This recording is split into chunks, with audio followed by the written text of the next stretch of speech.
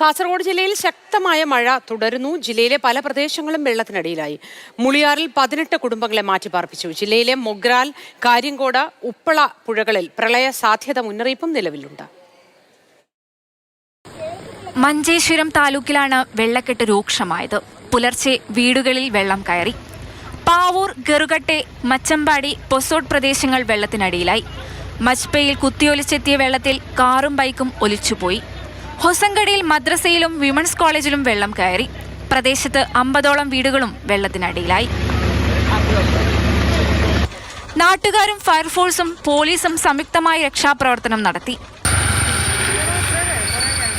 പുലർച്ചെയോടെ അംഗടി മുഗറിൽ സംസ്ഥാന പാതയിൽ മണ്ണിടിച്ചിലുണ്ടായി. പ്രദേശത്ത് ഗതാഗതം ഭാഗികമായി തടസ്സപ്പെട്ടു. മൊഗ്രാലിലും ഉപ്പളയിലും വീടുകളിൽ വെള്ളം കയറി. കനത്ത മഴയിൽ പുല്ലൂരിൽ വ്യാപക കൃഷിനാശമുണ്ടായി. ചട്ടഞ്ചാലിൽ ദേശീയപാത 66 കുന്നിൻ മുകളിൽ നിന്ന് മഴവെള്ളം വെള്ളച്ചാട്ടത്തിന് സമാനമായി കുത്തിയൊലിച്ചു. റോഡിൽ സ്ഥാപിച്ചിരുന്ന സംരക്ഷണ ഭിത്തി ഇടിഞ്ഞു.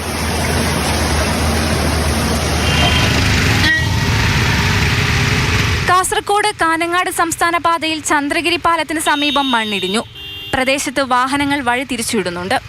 താഴെ പരപ്പയിൽ കെട്ടിടത്തിനു വേണ്ടി മണ്ണെടുത്ത സ്ഥലത്താണ് കുന്നിടിഞ്ഞത്. പൂച്ചക്കാട്ടെ 2 വീടുകളിൽ വെള്ളം കയറി. ചിത്താരി പുഴയുടെ കൈവഴിയായ കാലിക്കടവ് തോട് കരകവിഞ്ഞതാണ് കാരണം. ചീമേനി മുണ്ടയിൽ ചന്ദ്രമതിയുടെ വീട് കനത്ത മഴയിൽ തകർന്നു. കാര്യങ്കോട് പുഴ കരകവിഞ്ഞതോടെ കീഴ്മാല, കിനാവൂർ എന്നിവിടങ്ങളിൽ വെള്ളം കയറി. മാതൃഭൂമി ന്യൂസ്, കാസർഗോഡ്.